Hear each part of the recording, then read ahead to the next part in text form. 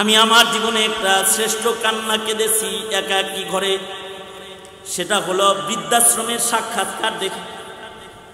বৃদ্ধাশ্রমে সাক্ষাৎকার হচ্ছে, বুড়া মাকে সাংবাদিক বলতেছে ছেলে নাই, কয় আছে, কয়ে থাকে, কয় ঢাকা থাকে। আপনি এখানে কেন?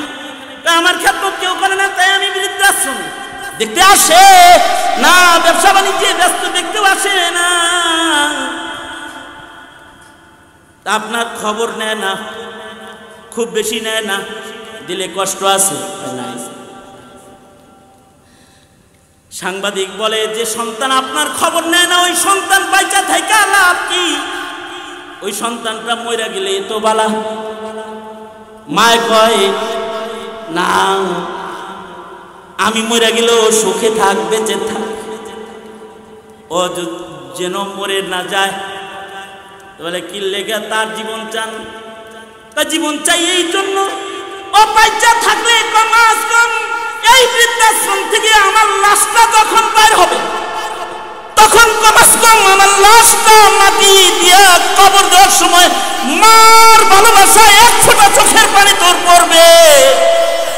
হইতে পারে ওই সন্তানের এক ফোঁটা চোখের পানি আমি মায়ের নাজাতের ওসিলা, আমি মার জন্য দোয়া করবে। মা এমন কষ্টের ভেতরেও সন্তানের মৃত্যু কামনা করতে পারে না,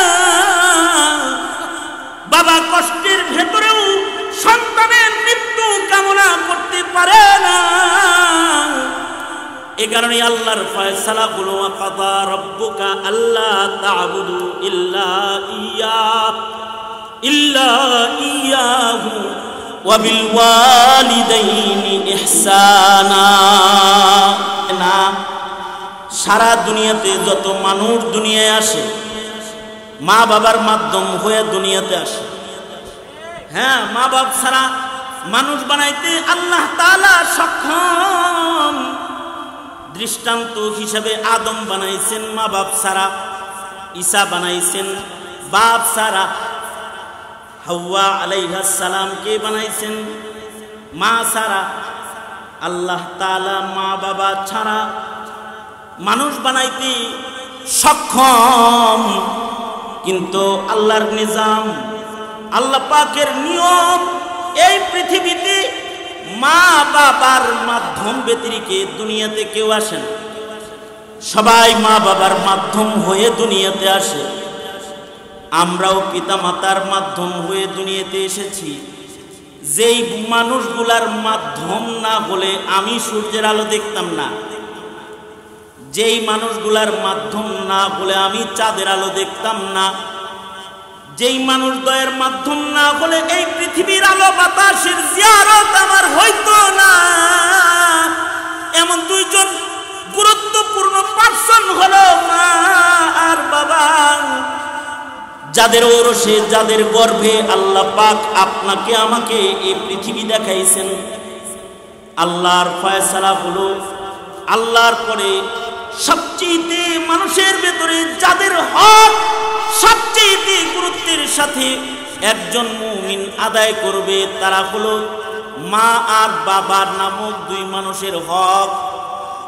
এই দুইটা মানুষ যদি কোনো মানুষের পরে রাজি হয়ে যায়, তো আসমানের মালিক আল্লাহ তারপরে রাজি হইয়া যায়। আর এই দুইটা মানুষ যদি কারোর পরে নারাজ হইয়া যায়, তো আসমানের মালিক আল্লাহ তাআলা তারপরে নারাজ হয়ে যায়। রিজাল রাব্বি বিরিজাল ওয়ালিদাইন। এই কারণেই মরা মা বাপেরও হক আছে, জীবিত মা বাপেরও হক আছে। যতদিন বেঁচে থাকবে ততদিন সন্তান পিতা মাতার হক আদায় করবে। এখানে অনেকেই আছেন যাদের মা অথবা বাবা মারা গেছে, তারা কারা কারা হাত তোলেন তো? যাদের মা মরছে অথবা বাপ মারা গেছে, মা বাপ মরছে, দুজন মারা গেছে, একেবারে কম না সংখ্যা। অনেকেই আছেন যাদের পিতা মাতা ইন্তেকাল করেছে, কবরে চলে গেছে, কবরে গেছে, আর আপনার হক শেষ হয়ে গেছে তা না। মুহূর্তে মুহূর্তে আপনাকে আপনার মা বাবার স্মরণ করতে হবে, এটা আল্লাহর ফয়সালা। আর বাকি আকসার যুব সমাজ যারা তোমরা দাঁড়িয়ে আছো, তোমাদের মা আছে অথবা বাবা আছে অথবা মা বাবা দুজনই আছে। এই যে দুইটা মানুষ যাদের মাধ্যমে তুমি পৃথিবীতে আসছো, তুমি কি মনে করো আল্লাহর ফয়সালা শুনে যাও? তোমার পরে এই পৃথিবীর যত মানুষ আছে সকল মানুষের ভেতরে সবচেয়ে বেশি রাজি সন্তুষ্ট করে জীবন যাপন করার বিধান হলো মা বাবাকে সন্তুষ্ট করে জীবন যাপন করার বিধান আল্লাহর পক্ষ থেকে। এ কারণেই মা বাবার খেদমত, মা বাবার জিয়ারত, মা বাপরে এক নজর দেখাও ইবাদত। আল্লামা জুনায়েদ আল হাবিব সাহেব দামাত বরকাতুহুমের বাবা অসুস্থ, 100 বছরের বৃদ্ধ মানুষ প্রায়। ওনার মা সাহেবে ফিরাশ বিছনা শরীফ, বুড়া মা বাবা। এই পৃথিবীতে সবচেয়ে গুরুত্বপূর্ণ মানুষ হলো দুনিয়ার মানুষের ভিতরে ওনার মা আর ওনার বাবা। এই মা বাপ দুইজন রে আইসা যদি খাটের পারে দাঁড়াইয়া অসুস্থ মায়ের চেহারা যদি তাকায় এক নজর দেখে, সাথে সাথে জিয়ারতের বদলায় সুবহানাল্লাহ বলার জন্য রেডি হন। খবর বারবার শুনছেন, আজকে ভালো করে সুবহানাল্লাহ বলবেন। এক নজর দেখার সাথে সাথে আল্লাহ তাআলা কবুল হজের নেক আমল নামার ভেতরে জমা করে দিবেন। বাবারে এক নজর দেখার সাথে সাথে মা বাবার জিয়ারতের বদলায় কবুল হজের নেক আল্লাহ তাআলা সন্তানকে দান করে। একটা সন্তান যদি 100বার দিনে মা বাবারে দেখে তাহলে 100বার হজের সওয়াব পায়। 1000 বার যদি মা বাবার চেহারা দেখে কবুল হজের সওয়াব আমল নামায় শুধু চেহারা দেখার দ্বারাই জমা হয়ে যায়। ফেসবুক দেখলে কমাস কম উমরার সওয়াব তো পাওয়া যায়, তাই না? কিন্তু ফেসবুকের জিয়ারত যত করো মা বাবার জিয়ারত তত তো করো না। নেতারে চেয়েছে যত দেখো, বাবারে চেয়েছে তত দেখো না।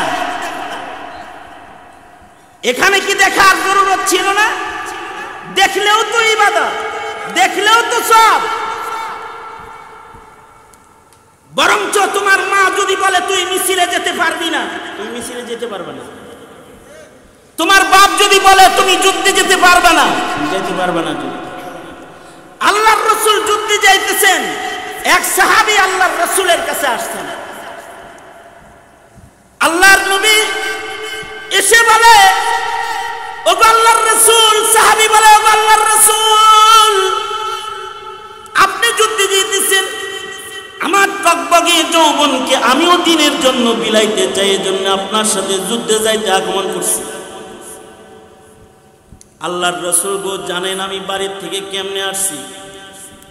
বাড়ি থেকে আসার সময় আমি আমার মাকে কাঁদায় আসছি, বাবারে কান্দায় তারপরে আসছি। সরওয়ারে দু আলম নবী বলে আমরা যুদ্ধে যাব, তুমি যাইতে পারবে না, আমি নবী তোমার জন্য নিষেধ, যুদ্ধে যাওয়া নিষেধ করে দিলাম, তোমার যুদ্ধ করতে হবে না, যাও তুমি তোমার ঘরে ফেরত যাও। যেভাবে বুড়া মা বাবারে কাদায় এসেছো যায়া আবার তা করে হাসাও, এই হাসি ফোটাও।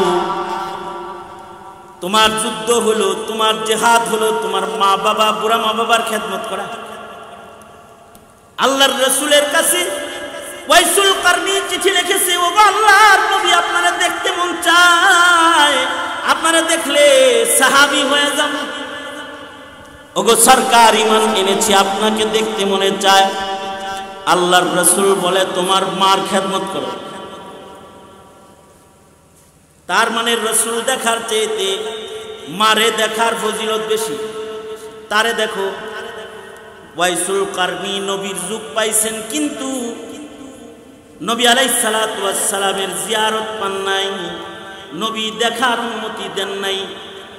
মায়ের খেদমত করেছেন, এত প্রাণ উজাড় করে আমার খেদমত তিনি করছেন। মার খেদমত দিয়ে কত উপরে উঠছেন, এত উপরে মায়ের খেদমত দিয়ে তিনি উঠেছেন যে আল্লাহর রাসূল ইন্তেকালের পূর্বে হযরত উমরকে ডেকে বলে, উমর, আয় উমর, আমার একটা আশেক পাগল আছে, কর্ণ এলাকার বাসিন্দা, ও আমাকে দেখতে পারে নাই, বুড়া মার খেদমতে আমি ওকে নিয়োজিত রেখেছি। আমার ইন্তেকাল হয়ে যাবে, এক সময় হয়তো তার মার ইন্তেকাল হয়ে যাবে। তার মায়ের ইন্তেকাল হয়ে গেলে পাগলের মতো সে এই মদিনায় ছুটে আসবে। কম আজ কম আমার কবর এক নজর দেখে আমায় দেখার স্বাদ মিটাইতে, জিয়ারত করতে মদিনায় ছুটে আসবে। এরে উমর হযরত আলীকে, হযরত উমরকে সরওয়ারে দু আলম নবী ওসিয়ত করেছেন। এমনকি রিওয়ায়াতে আছে নিজের জুব্বা আল্লাহর রাসূল হাদিয়া পেশ করে বলেছেন, আলী, এই জুব্বাটা আমি নবীর পক্ষ থেকে ওয়াইসুল কারনীরে হাদিয়া দিবা।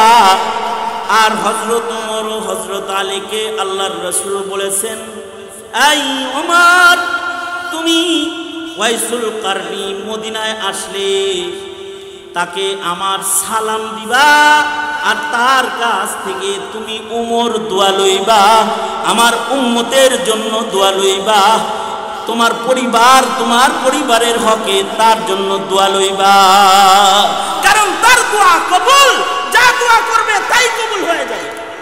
কারণ মায়ের খেদমত করে তার জবান মুস্তাজাবুদ দাওয়া হয়ে গেছে।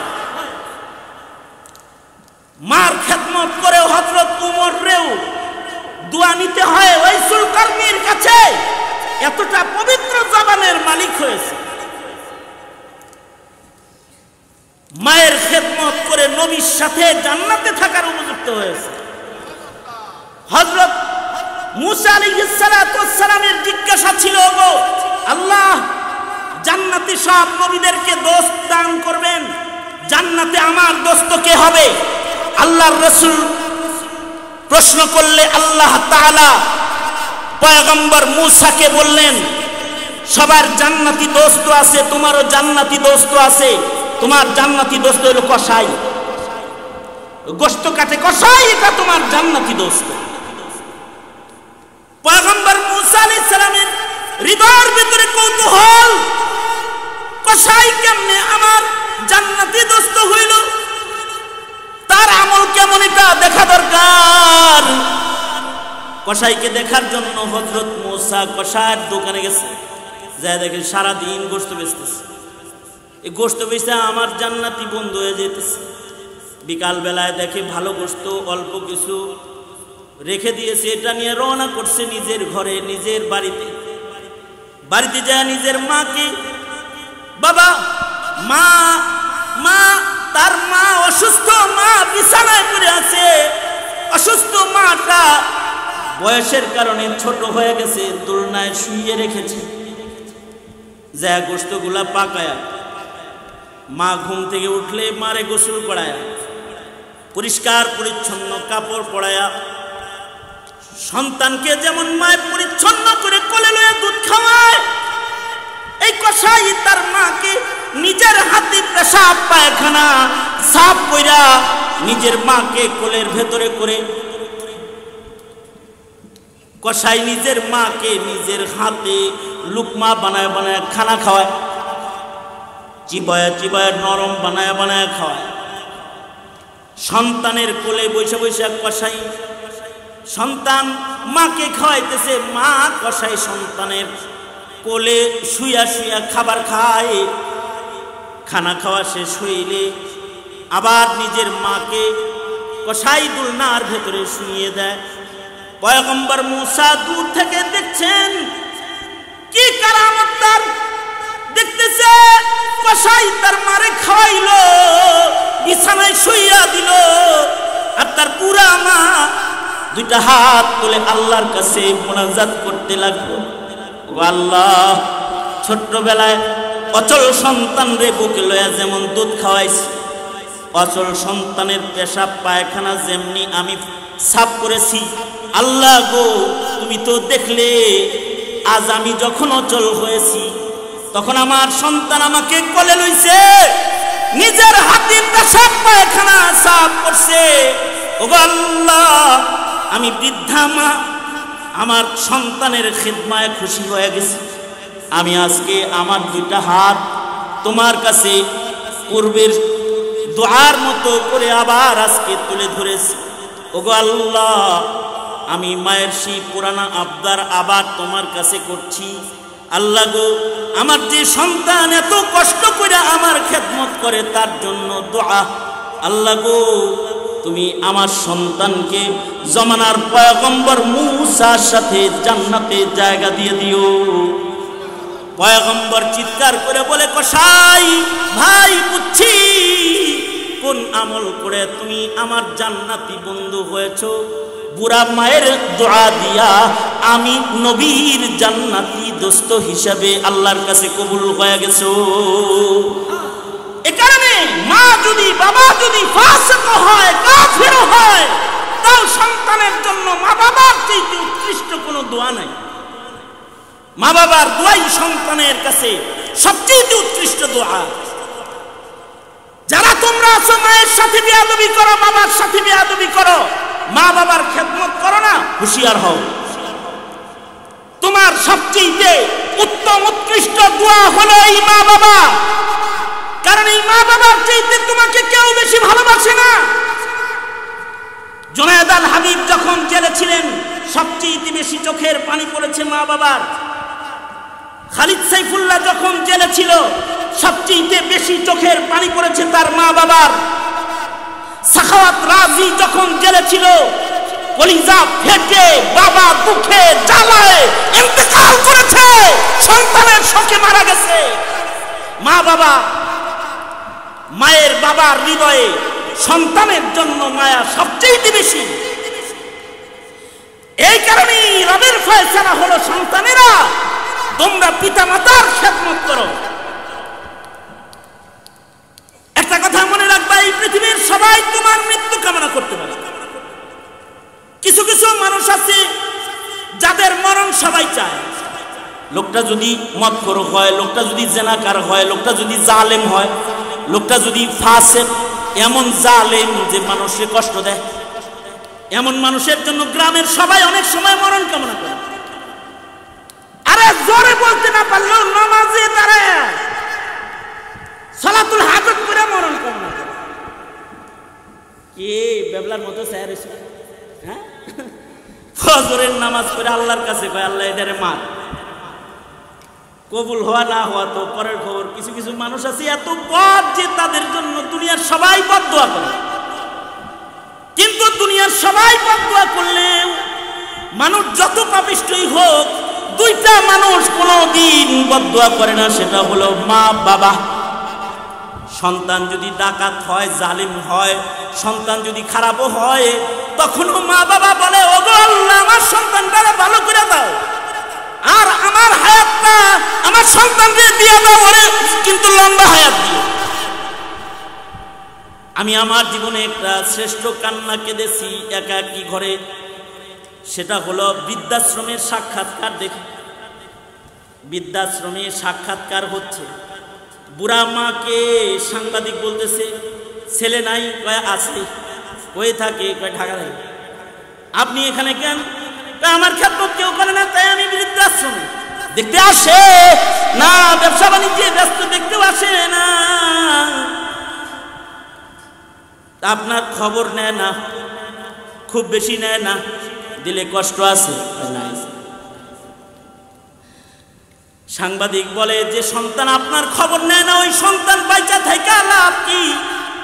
ওই সন্তানটা মইরা গেলে তো বালা। মায় কয়, না, আমি মইরা গেলেও সুখে থাক, বেঁচে থাক, ও যেন মরে না যায়। বলে, কি লেগে তার জীবন চান? তার জীবন চাই এই জন্য, ও বাইচা থাকলে কমাস কম এই বৃদ্ধাশ্রম থেকে আমার লাশটা যখন বের হবে, তখন কমাস কম আমার লাশটা মাটি দিয়ে কবর দেওয়ার সময় মার ভালোবাসা এক ফোঁটা চোখের পানি তোর পড়বে। হইতে পারে ওই সন্তানের এক ফোঁটা চোখের পানি আমি মায়ের নাজাতের উসিলা, আমি মার জন্য দোয়া করবে। মা এমন কষ্টের ভেতরেও সন্তানের মৃত্যু কামনা করতে পারে না, বাবা কষ্টের ভেতরেও সন্তানের মৃত্যু কামনা করতে পারে না। এ কারণে আল্লাহর ফয়সালা হলো কাদা রাব্বুকা আল্লা তা'বুদু ইল্লা ইয়াহু ওয়া বিল ওয়ালিদাইনি ইহসানা। সঙ্গত কারণে তোমাদেরকে বলবো, তোমার জন্য পৃথিবীর সবাই বদদুয়া করলো, একটা মানুষ বদদুয়া করবে না। রাগ কইরা তোমায় বলবে তুই মর যা, দরজা বন্ধ করে আঁচল বিছায়া ঘরের ভেতরে সেজদা দিয়ে বলবে আল্লাহ এটা এমনি করছি। এইরকম ভালোবাসা আর মায়া মোহাব্বত আল্লাহ তাআলা মা বাবাকে সন্তানের জন্য দান করেছেন। এ কারণে বান্দার হক আদায়ের ভেতরে সবচেয়ে তোমার জন্য গুরুত্বপূর্ণ হক হলো তোমার মা বাবার হক। আজকে এই যুব সমাজ তোমাদের জন্য আমার নসিহা হলো, যাদের পিতামাতা আছে একটু ওয়াদা করতে পারো মা বাবারে কষ্ট দিবা না। ইনশাআল্লাহ ইনশাআল্লাহ আল্লাহ তাআলা কবুল করুক, আমিন বলেন। আল্লাহ হকুল ইবাদ আদায় করার তৌফিক দান করুক। মা বাবার হক আদায় করবে, পরিবারের হক আদায় করবে, জমিনের হক আদায় করবে, জমিনের মুসলমানের হক আদায় করবে, সব হকই আদায় করবা। খালি দলের হক আদায় করলা, আল্লাহর হক আদায় করলা না, নেতার হক আদায় করলা, ইসলামের হক আদায় করলা না, কর্মীর হক আদায় করলা, কোরআনের হক আদায় করলা না। এমনটি যেন না হয়। মুসলমানের মাটিতে যে সকল হক হুকুক মুসলিমের জন্য আদায় করা জরুরি, বুঝো, শিখো, সেই হকগুলো আদায় করো যদি কবরের আযাব থেকে বাঁচতে চাও। আল্লাহ তাআলা আমাদেরকে হক হুকুক আদায়ের মাধ্যমে মুসলমানিত্বকে সংরক্ষণ করার তৌফিক দান করুন, আমিন বলেন।